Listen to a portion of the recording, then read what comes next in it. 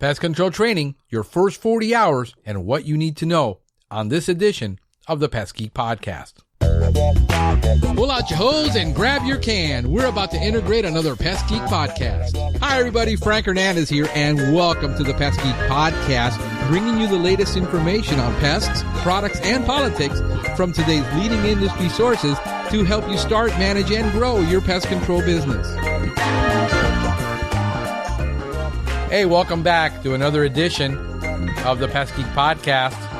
I am your host, Frank Hernandez. Happy Monday to you all. Hope you guys are going to have a great week. We made it through Matthew, and we're doing good down here in South Florida and Miami. We did not have any problems, but a lot of our residents up north in Central Florida and Northern Florida and in the Carolinas did experience a lot of things. So, thoughts and prayers go out to those people who are having to deal with the aftermath of whatever happened to their property and their home. And, thank God, as far as we know, there's no loss of life. We did have a lot of problems in Cuba and in Haiti and, the Dominican Republic in that area. They're together. And so it did cause some serious problems for those people that, have the least to be able. There's no FEMA in Cuba. There's no FEMA in Haiti, wherever that, whatever it caused. It's not like the Bahamas where they do have revenue from tourism and there's a better economy. These people are devastated in those areas. So, pray for them, support them any way you can. Donate to the Red Cross, whatever they're doing, and just support the effort. But thank you for tuning in to this edition of the Pest Geek Podcast. We're going to be covering a lot of things on pest control training and what you need to know in your first 40 hours of training, what you should be teaching in your first 40 hours of training. And I know what you're thinking. There's nothing you can teach in 40 hours. Well, there is a lot you can teach in 40 hours. And here in Florida, the law states that you have to do a minimum of 40 hours of training before you can allow a technician to work on their own unsupervised. That doesn't mean that is the right thing to do. I'm just saying that is the law. That's the minimum requirement. But, there is a lot that you can actually teach in 40 hours.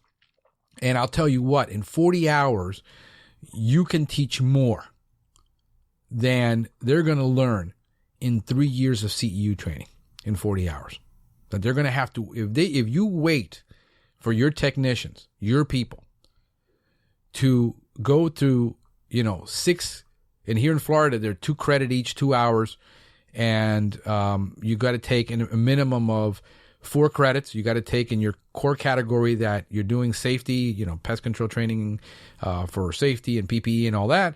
And then you have to take one for every category that you're in. So general household pest, lawn and ornamental, termite. I don't know what it's like in your part of the world, but I'm sure there's a lot of similarity to that.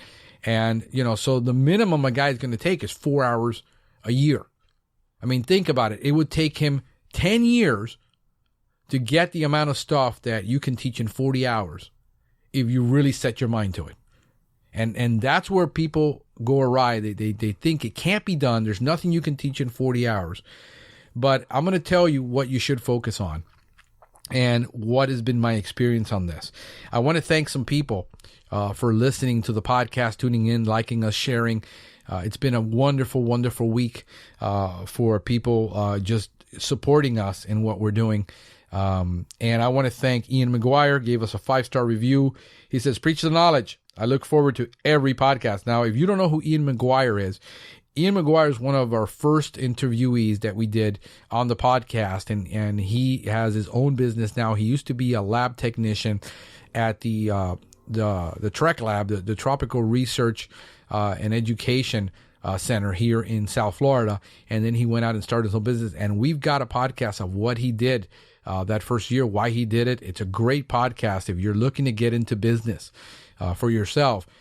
He gives a lot of advice on that and things he went through on the podcast. Look him up. It's called Ian McGuire. If you just go to the search bar and you type in Ian, I-A-N, you will be able to find the interview of Ian McGuire with Plant Health Care Systems of South Florida. So check that out. Thank you for the review. I really do appreciate that. Also, we got people following us on Twitter. We've got Robert M. Corrigan. And if you don't know who Robert M. Corrigan is, you're living under a rock and you need to know who he is. I don't know why he's following me. I should be following him. And he's at City Rats on Twitter. Check him out. Follow him. Look him up. Bobby Corrigan. Got a couple of videos out. And this guy is Mr. Ratman. He was a student of Austin Frischman. And I'll tell you what, if we could get Austin Frischman, Bobby Corrigan, and Paul Bello, that's Mr. Paul Bello for you Hispanics. It's Paul and these guys are amazing. If we can get 3 of them in a room for a conference and do an all-day conference, you talk about money. That would be a conference to attend. So, I'm plugging this because I'm hoping they would do. I think they're going to be doing something in Georgia. I know Paul Bello's doing something in Georgia, and maybe I think Bobby Corrigan is going to be there. If you can talk Austin Frischman to go, bro, I'll make the drive over there. So that's pretty darn cool. Also, PMP Magazine is following us on Twitter, and they actually responded to a tweet I posted about needing training and to put it on lynda.com. And I'm telling you what, the pest control industry as a whole is so fragmented, so divided, and so uncoordinated about training.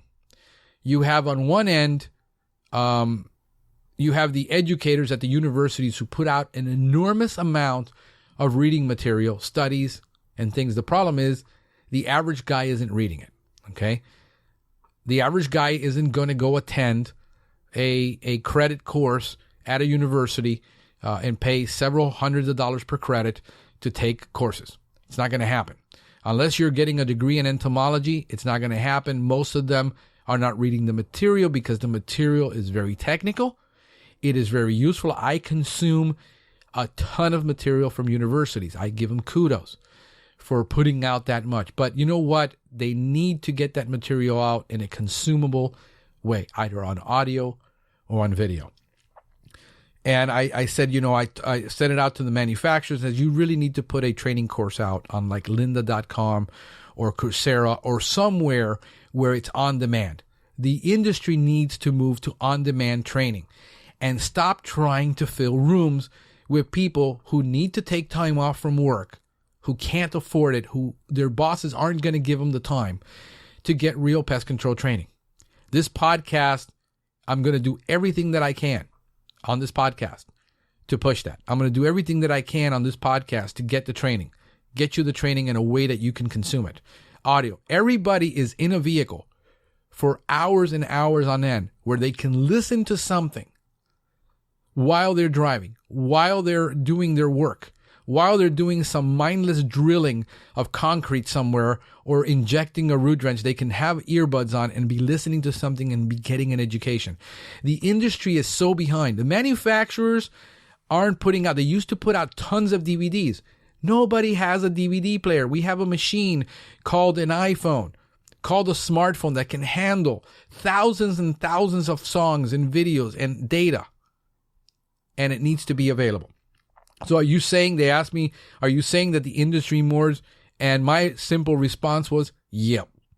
We need to get training on demand for technicians when they want it. Not when it's convenient for you to teach it. Not when it's convenient for you to do a class.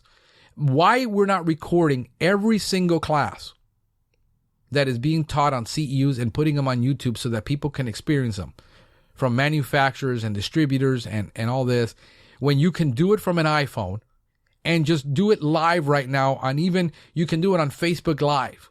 Last time my wife, I did a CEU course for the BMP training. My wife, published it on Facebook. We really need to get with the times about getting on-demand training whenever it's available. It doesn't have to be CEU certified. It just has to be good darn training. It just has to be good darn information. We live in the information age. We live in a society of content marketing. Use the opportunity to market your darn products. You don't have to pay thousands and thousands of dollars a month to a magazine to get your product featured. You can just go straight to the consumer with it. Take a clue from the pharmaceutical industry. I've also requested NPMA to release their 2016 conference on iTunes. We're not asking them to do this stuff for free. You see, we're asking them to put it and make it available. Because everybody thinks you're just wanting stuff for free. I don't want anything for free. Nobody's ever given me anything. I want you to put it out there because you sell it at the conference for like $1,000 last year for 60-something CDs. I want to know who the heck is going to carry 65 CDs in their truck to this day and age. When I can simply just go to iTunes and buy the classes, the courses, or whatever I want for 99 cents, $1, $4, whatever it is you want to sell it for. The content is free. It's almost virtually free for you to put it on an iTunes store. There's no duplication equipment you need to buy. There's no CD duplicators. There's no shipping. I mean, the cost to you to do something like this is like almost zero. And you can make a boatload of money. Think about it. They claim that they get 3,000 attendees to this conference. The people that are going to go to those conferences, number one, are high-level managers, people in high-level positions at the top 100 companies. Very few are going to make that trip or pay $600 to go to that conference. They can't afford it. Technicians can't afford to take the day off. Their bosses aren't going to give them the time to go. So really, who is it for? It's really for the top 100 people in the industry. Mind you, there's 150,000 or so PCT magazine claims that there's about 150,000 technicians out there with 20,000 companies. And you only get 3,000? You can make more money selling it on iTunes than you probably can selling that conference. And yet you not doing it. We're in 2016. A little guy like me from Miami, Florida, has a podcast which has thousands of listeners. I get more listeners on my podcast on a monthly basis than you'll get to attend at that conference. That's pathetic.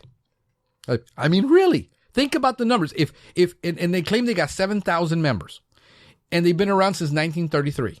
If I'd been around since 1933 and I only had 7,000 members out of 20,000 and 150,000 people out there doing this business, guess what? I would consider myself a failure because I'm not reaching my target audience. Unless my target audience is only the top companies that you want to reach out to. So if you say you represent the industry, you're about the industry, then lead the way. If you're the industry organization that leads the way, lead the way to the training. Lead the way to the information age. I go to your blog. You don't give me a reason to become a member other than we're just keeping legislation from passing that needs to pass. You know what? The top 20 companies on the top 100, the top 10 companies on the PCT 100 have more than enough money to lobby Congress to keep that from passing.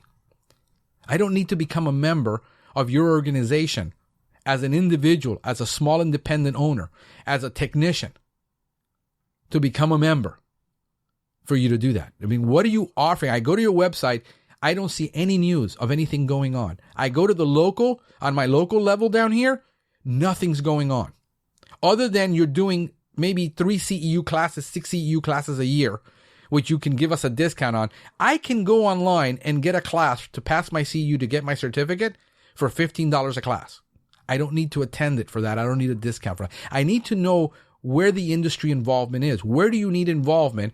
What do you want to do? And what is it that you're doing for every single technician that is out there that isn't getting training from his company, that isn't getting support? What is available to them?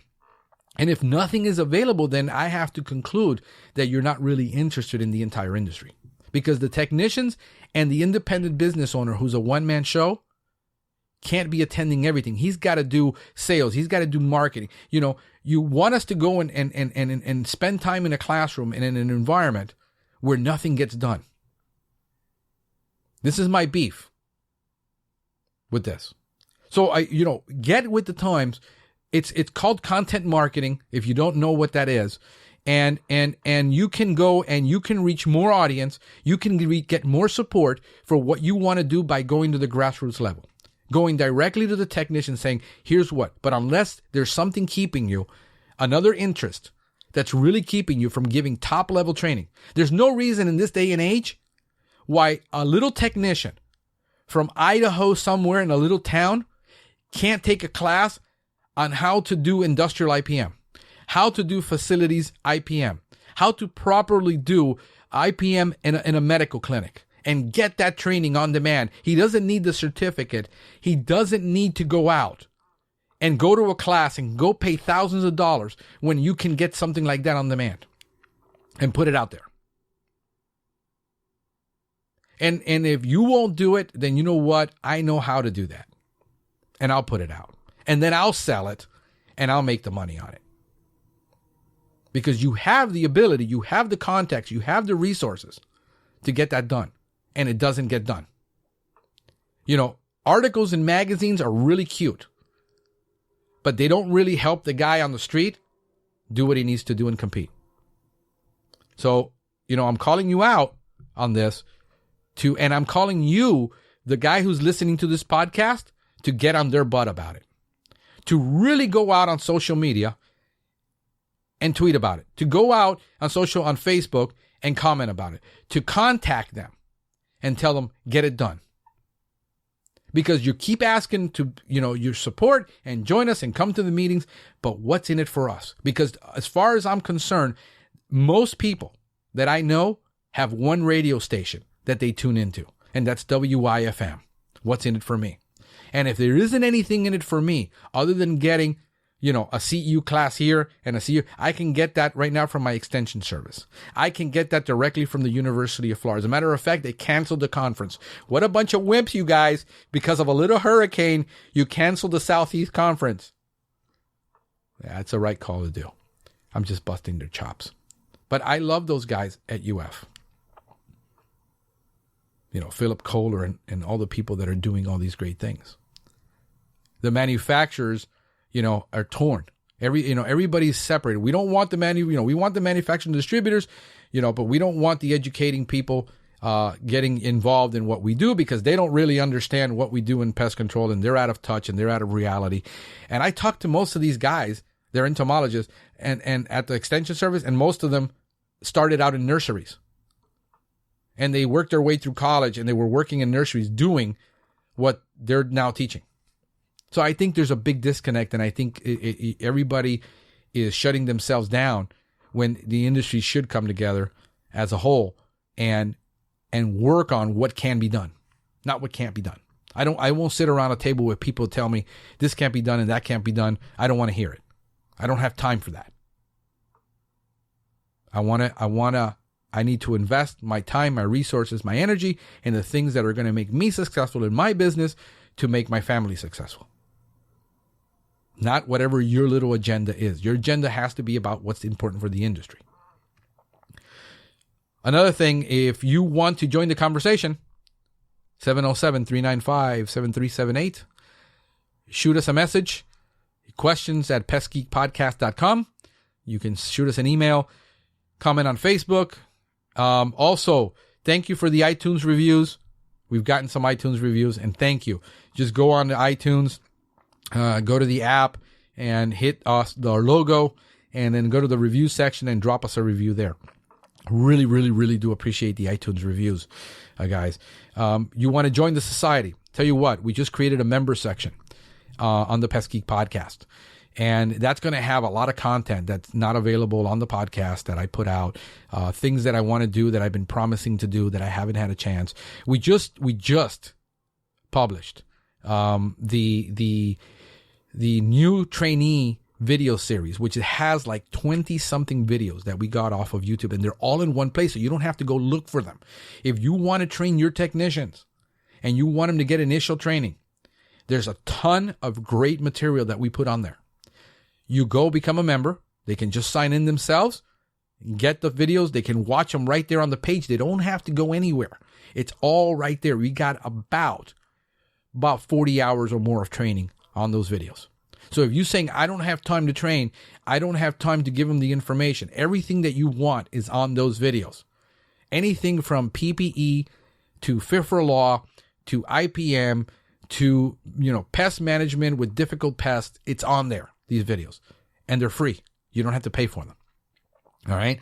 The second thing is we just put out also we released for this podcast on there the what do you call this?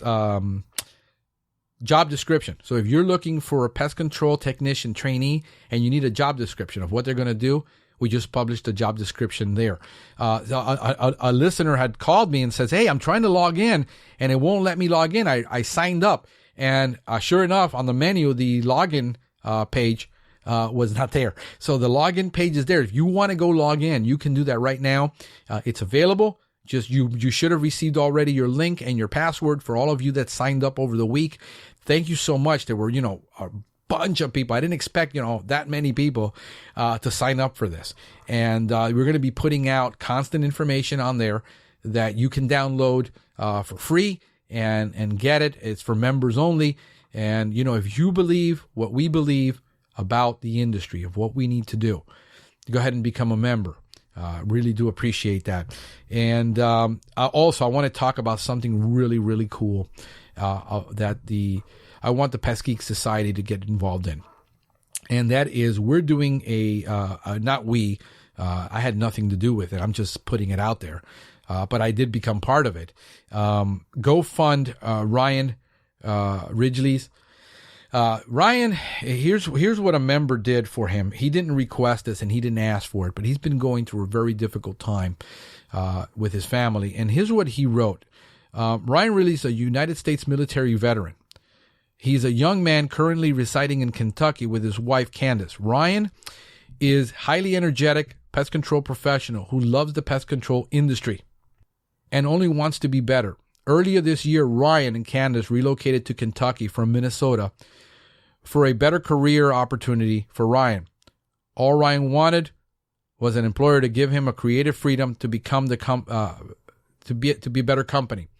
Ryan and Candace gave up everything and went deeply into debt because of the workplace. I got to take my glasses to read. Let me put this up where I can actually. I'm having trouble reading. And went deeply into debt on an empty promise made by Ryan's most recent employer. Through a very, very serious, extraordinary circumstances in the workplace, Ryan recently separated from the company. He uprooted his life. 4. Ryan and Candace now find themselves unemployed, struggling more than ever, and in the process of figuring out to open their own pest control business, which they have come up with the name of Orion Pest Management Solutions. Many people in the pest control industry are not lucky enough to work for honest owners. That is why many pest control technicians become self-employed. I couldn't agree more. I am asking everyone who believes in Ryan and the situation to donate whatever they can to give Ryan and Candace a head start and the security they need for their family and whatever you can afford. We went ahead and donated. Whatever you believe about handing out money, doing something good. If you follow on Pest Cemetery and you follow what Ryan has written, done, posted, he's been a great encouragement to a lot of people. And currently the goal is 10 grand to raise 10 grand for Ryan. I believe that if the Pest Society gets together and goes out of their way, we can do twice that. And they really need it to go ahead and get, I don't believe in handing out people. But to me, handing a handout is, what pisses me off about handouts is this, that the government extorts my money to then go give it to people to get food stamps, welfare, housing for doing nothing. And they do nothing with it, and they'll never do anything with it. They're given an opportunity that they don't work and they don't have to work, and they never do anything with it. Well, we're in the age of crowdfunding, and you need to you need to just put behind that idea that you're giving them a handout. I consider that an investment in somebody who has a real shot at doing something great, and it's worth investing in. If you're of the new mindset that crowdfunding is the way to go, because crowdfunding is an extraordinary opportunity, then go ahead and do it. And Josh Alpert went ahead and did this, and I'm letting everybody know he didn't ask me to do this. Nobody asked me to do this. But when you see people going out of their way to help each other, That's what's important. And that's what this podcast stands for. That's what I've always stood for. Nobody's ever given me anything. I've never gotten a free handout. And I built everything that I have, but that doesn't mean that because I struggled and I did it that way, that everybody has to. And so go ahead and there's a link to GoFundMe on there if you want to contribute. There are a lot of people who have been so generous. I looked at that. I was shocked how generous these people have been. You know, they've done $100, $500 donation from one single person. So, you know, thank you for doing something like that, because that shows that generosity of people who can, and some people who can't, they're doing it anyway. So go do it. Tip of the week on the, it's the 2016-2017 Fleet Manager's Almanac. What you need to know about fleet trends and the changing landscape. Go ahead and there's a link to it. It's a little fantastic little guide on fuel, the business, what fleet management. If you're having to manage more than one vehicle, you might want to read that. And if you're looking at getting 2 or more vehicles, check it out. It's a great little resource for you to look at.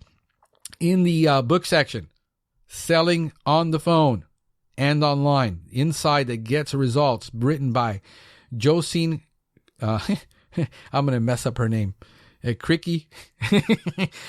I'm not even going to attempt the rest of it. Just follow the link and look at it. And it's a phenomenal book, guys. Let me tell you something. If you don't believe you can sell pest control on the phone, you're mistaken. We close about 80% of the business on the phone that comes in. Inside sales is a strategy. It works. You can do it. And you know what you're going to do? You're going to save yourself a ton of money on running around, doing estimates, doing things you don't need to do to get the business. And you can close that business over the phone. Phenomenal book. Highly recommended. Go and get it. The main topic for today, we want to talk about your first 40 hours of training. And I've heard the comments. I put it out there to a bunch of groups. And pretty much everybody agrees, or some people highly agree, you can't teach anything in 40 hours. That is useless. You know, I sat in my guy's chair for a year before he let me out on his own. You know, I'll make the guy sit here for 3 months before I let him do anything. I think you're missing the point.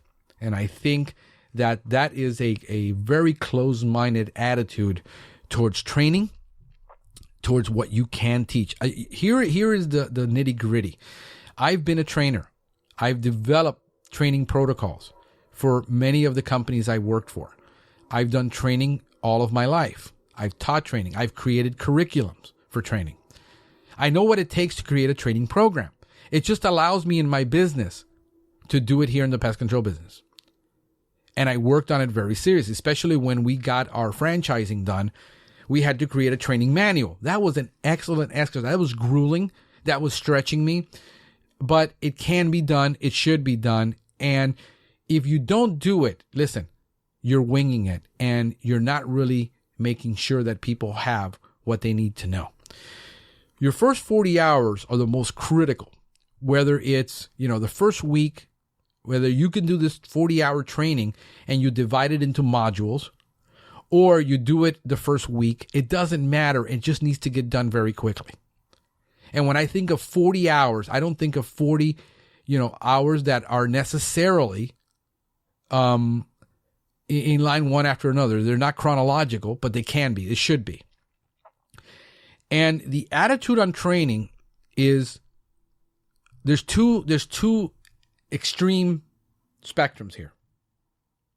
Number one is you can't teach anything in 40 hours. Well, that's baloney. You can teach plenty in 40 hours if you have it structured. If you have a systematic approach to teaching. I'm very systematic, so everything I do is systematic. The only way I can get it done is to be systematic. If not, it doesn't get done.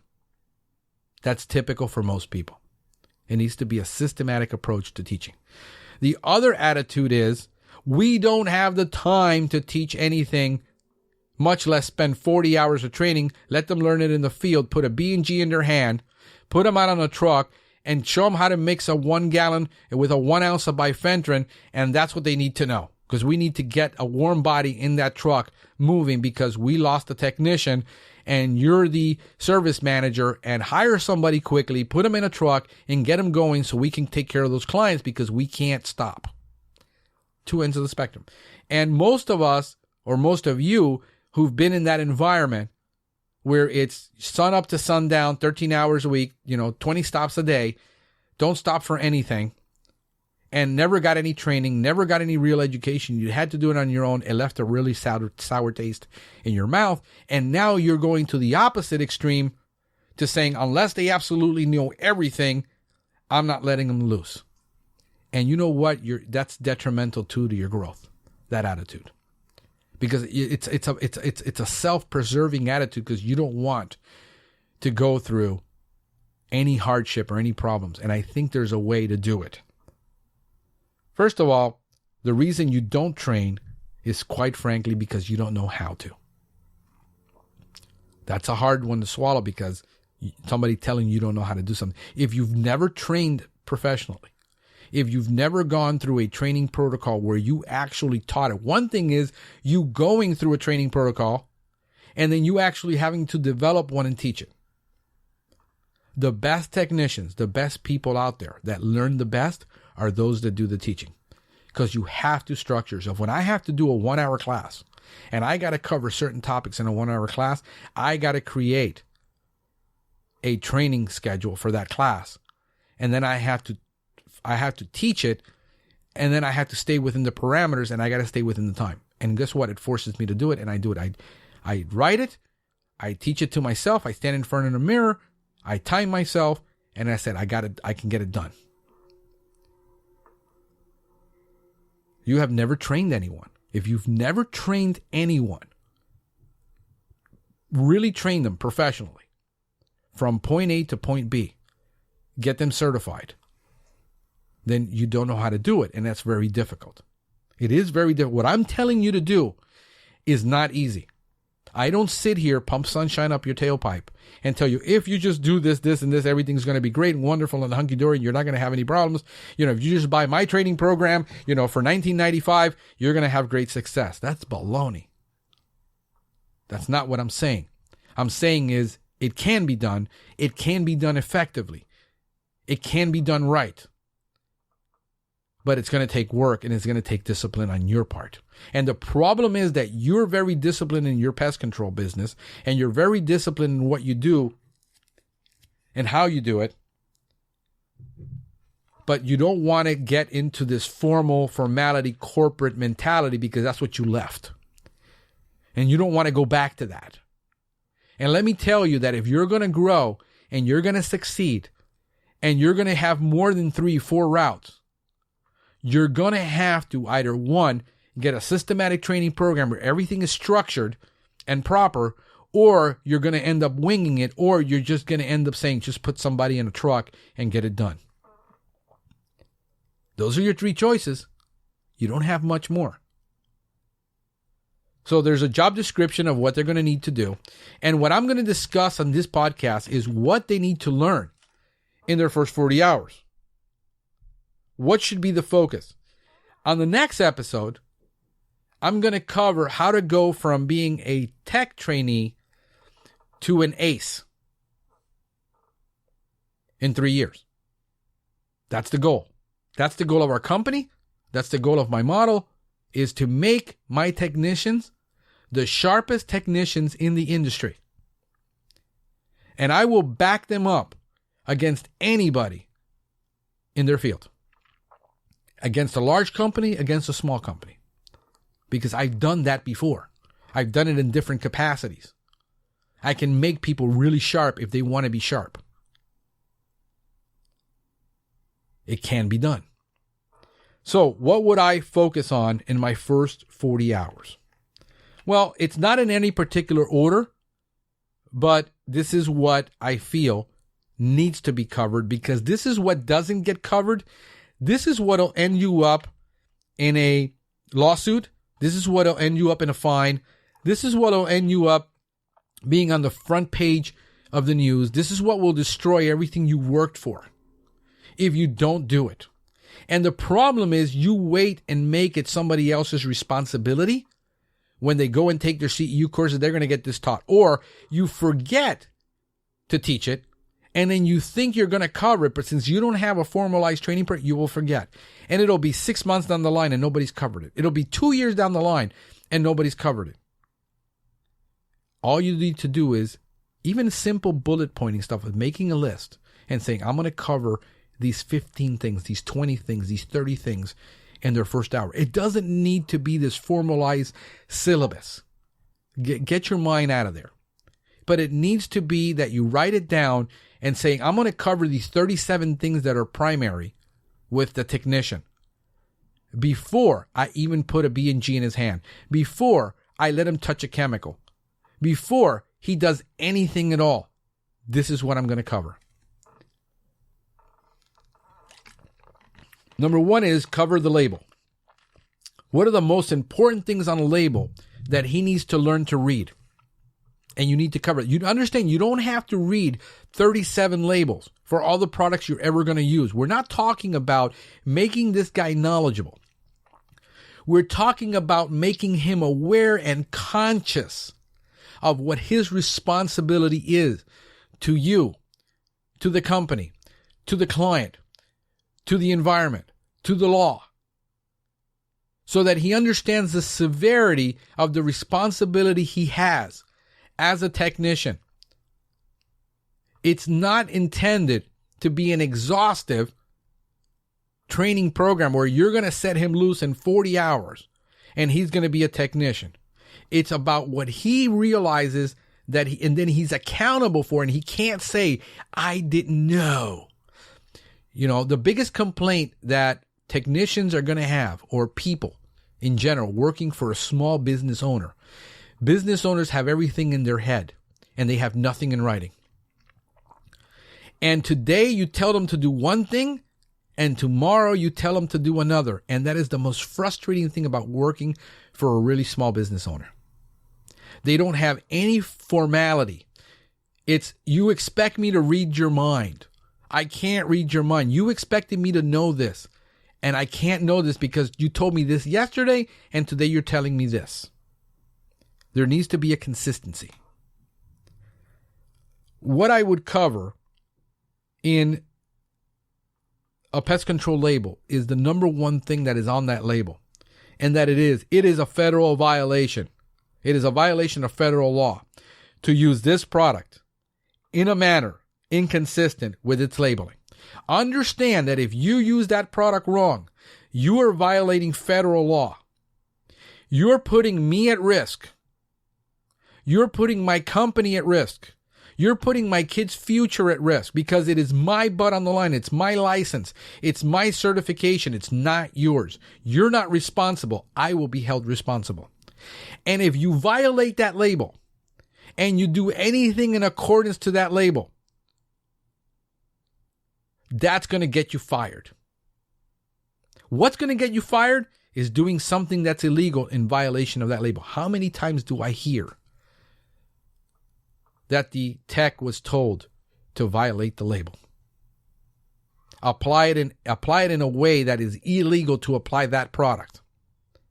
Not only did he not know, but he was told, and he didn't know any better to say, no, I'm not doing that.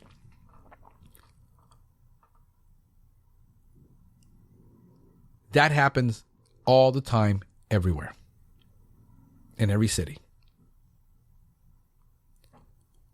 You should know that anytime you touch a pesticide product, if you're not using it properly, you're violating federal law.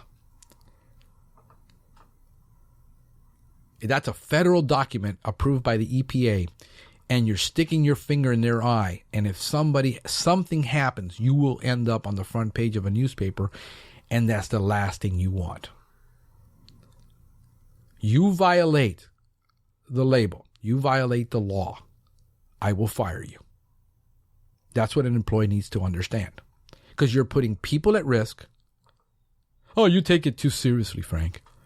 You can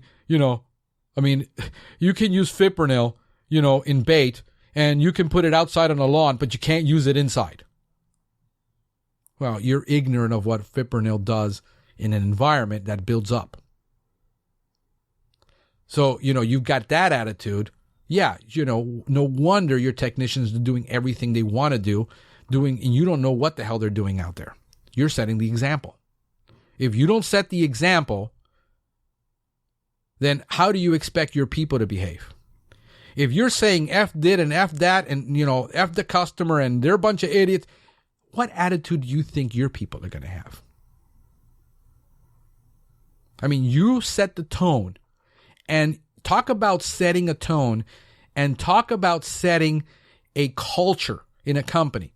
The owner of a small company is the culture. There's no culture that gets developed with 2-3 people. The culture is, what is the culture and the attitude of that individual owner? The second thing I want them to know is the signal word. We only use one signal word. We don't have a product that has a higher signal word than caution. We use low risk, minimum risk products.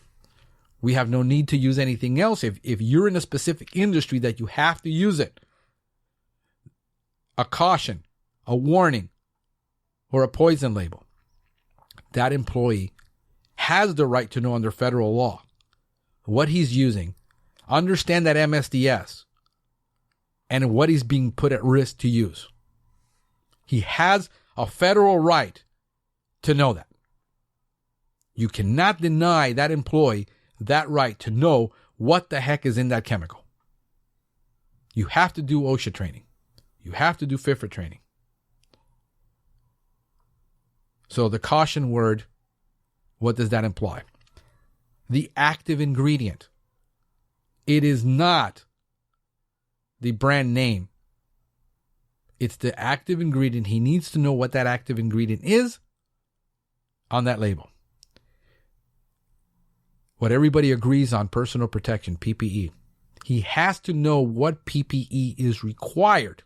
If that's going to require him to use a respirator, and he says, I don't like using a respirator because I feel I can't breathe and I'm not comfortable with it, guess what? You can't work here.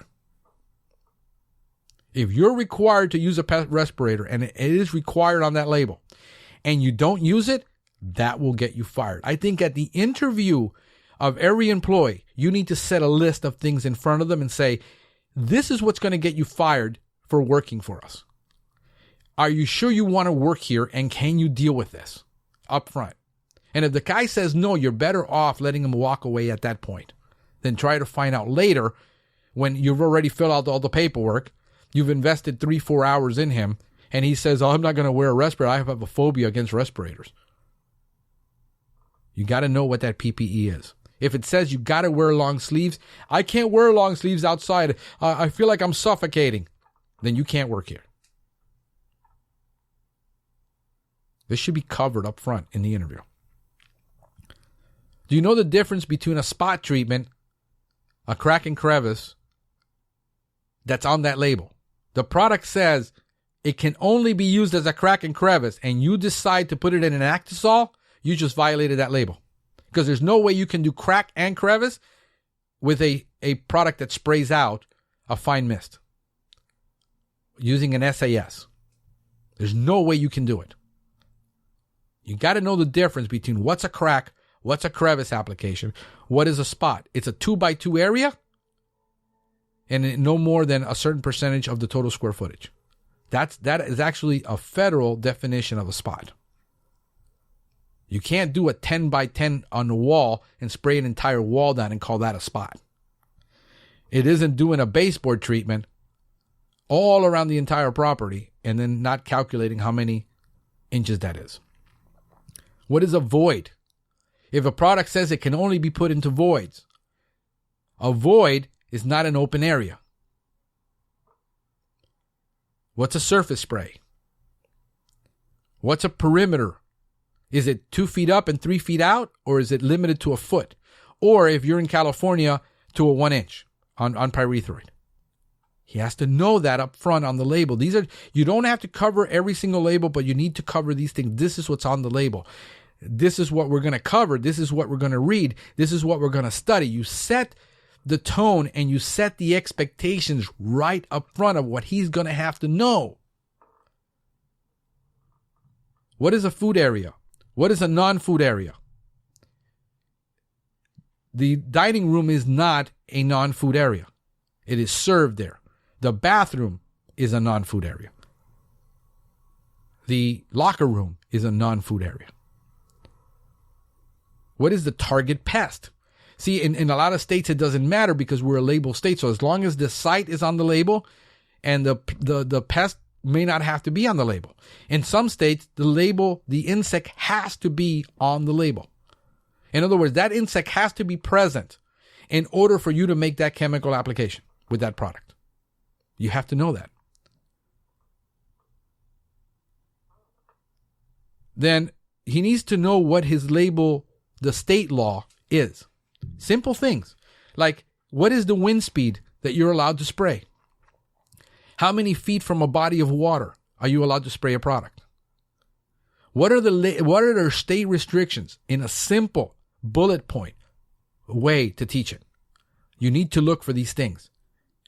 I'm going to quiz you on this constantly because this is what's going to land us in jail. This is what's going to land us on the front page. This is what I'm going to avoid because I'm not going to allow you to destroy what I've worked for. Does he understand the FIFRA Act? Does he understand he can't put a rodent station 200 feet from a structure? That it's a federal law, that's 100 feet. And he puts out this rodent station, way out in that parking lot in the middle of a field because he thought that's where it should go. You need to cover. We got videos on all this, by the way, on that section of pest control trainee videos. There's videos on all this. Pest identification. Simple pest identification tactics. This is a head.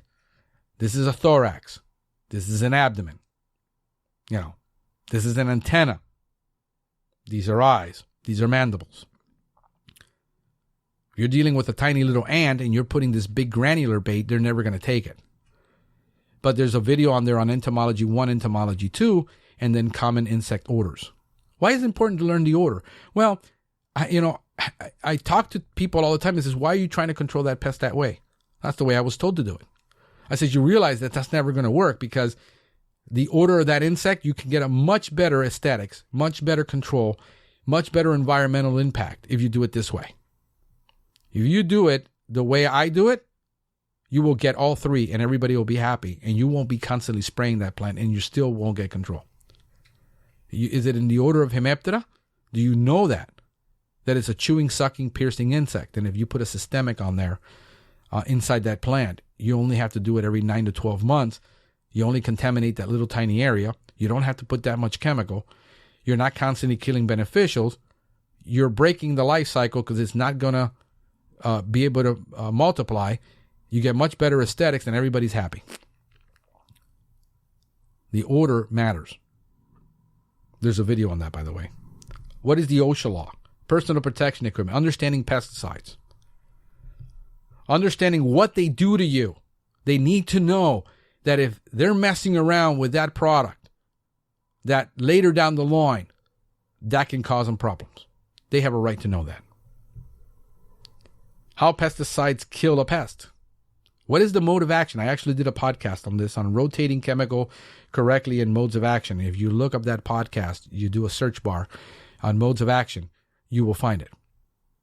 Do they know the difference between one mode and another? If they're just rotating pyrethroids, if you're using bifenthrin this month, and then next month you're using cypermethrin, you're using the same darn mode of action. You need to change it. They need to know that. What is IPM? IPM means so many things to so many people, nobody has a clue. But it's based on simple principles. Inspection, identification, exclusion, sanitation, treatment, and monitoring. You develop a protocol around those principles. It doesn't matter if you're doing lawn and ornamental or you're doing GHP.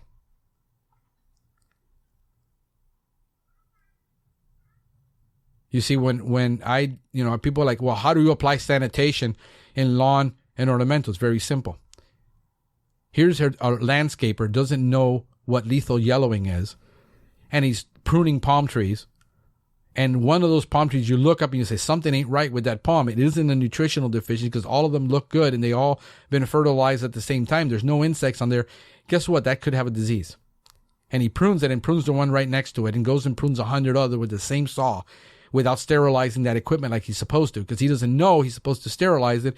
And second of all, nobody wants to pay him to take the time to sterilize it. So he's just going to keep trimming. And the sanitation practice wasn't put in place. And now 2 years later, you've got 100 trees dying because of that one mistake that landscaper made. And you got thousands of trees destroyed because you weren't willing to pay for the time to have him sterilize between one palm tree and another. Because you're the property manager and you don't know either. And he's supposed to know, but he doesn't. And some people just know and don't care.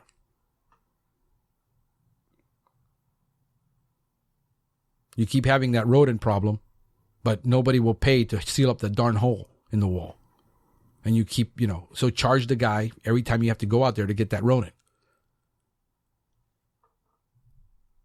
IPM in schools. If you can take IPM and find the most demanding environment and learn how to do it in the most demanding environment, everything else becomes easy after that.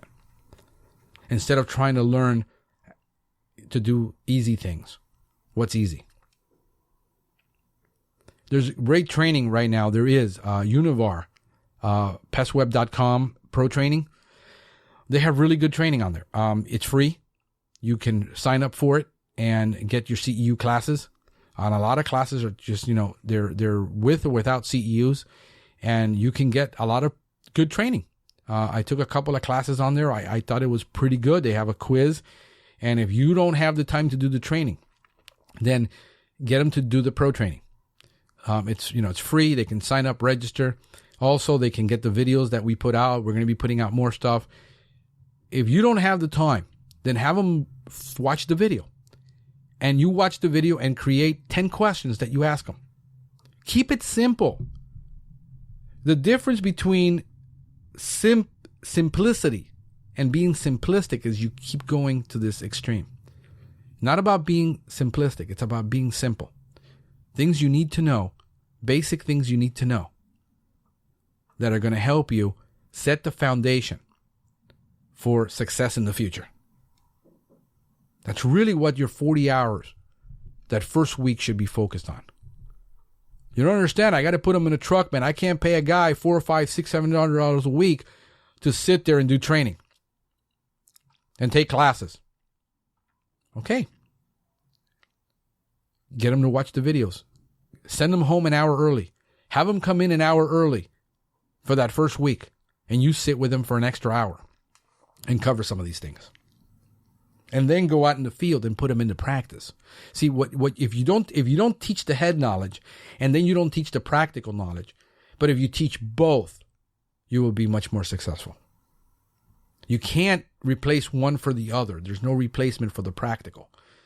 A lot of people say, well, it took me 3 years to know. Yeah, but listen, you started out your own business and you took whatever came. And you already had 5, 6, 7, 9, 10, 15 years of experience. So you're doing a rodent job, and then you're doing a bat job, and then you're doing a snake job, and then you're doing a roach job, and then you're doing a bed bug job, and then you're doing a termite treatment, and you're doing 15 things that you learned to do for 15 years. And you're expecting this one trainee to be able to be you. And guess what? It won't work to build a company when you're doing 15 things. At one point, I decided I'm not doing rodents anymore. We don't do rodent removal. We only do rodent prevention and exclusion work. That's it. I'm not pulling rodents out of an attic anymore. At one point, I decided I'm not going to do this. I'm not going to do that job. I'm going to specialize, and because I got enough income now that I can start specializing and reducing what we do. If you go to Chipotle, they got, 7, 8, 9, 10 ingredients that they make 5, 10 products from.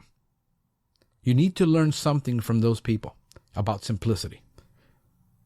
It's not about you saying, well, if you expect him to know what you know in 15 years, You're crazy. He's never going to do that.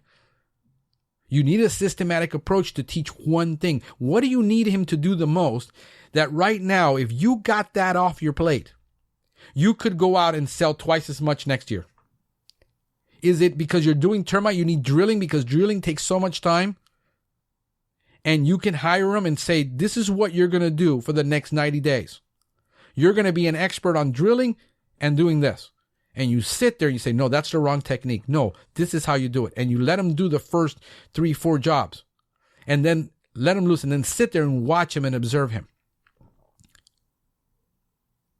What do you need to get done? That if you got one guy to do this, you could do much more for your business. It's not about getting him to do. Right now,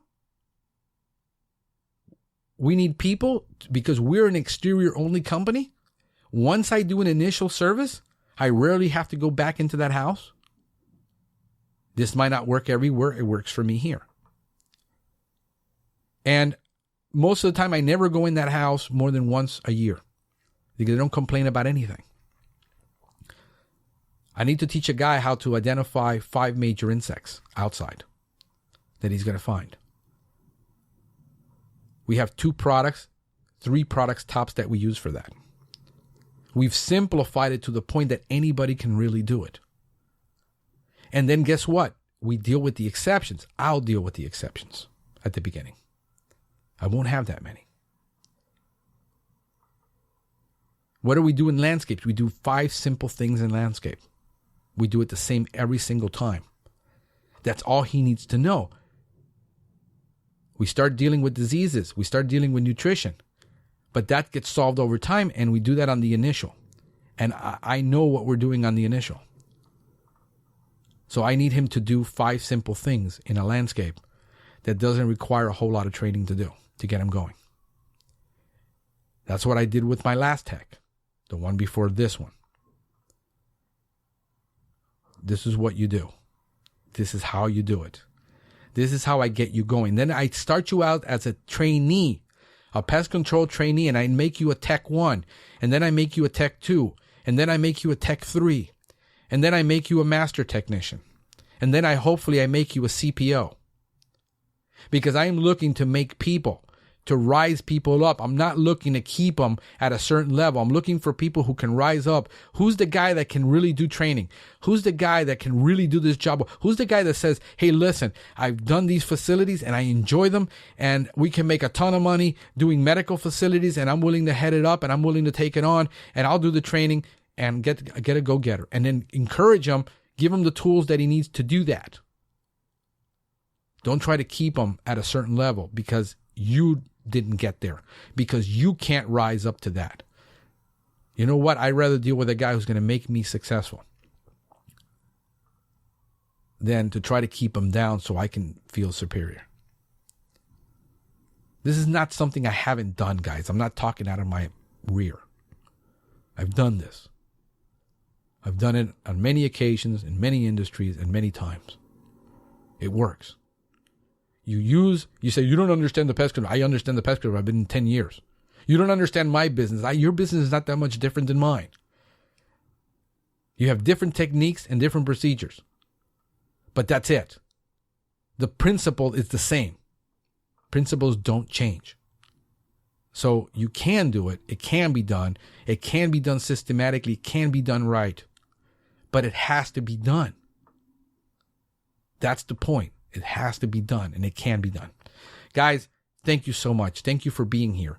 Thank you for your support. Thank you for your emails. Thank you for your enthusiasm about what we're doing and where we're going, because I'm really enthused about where we're going as an industry.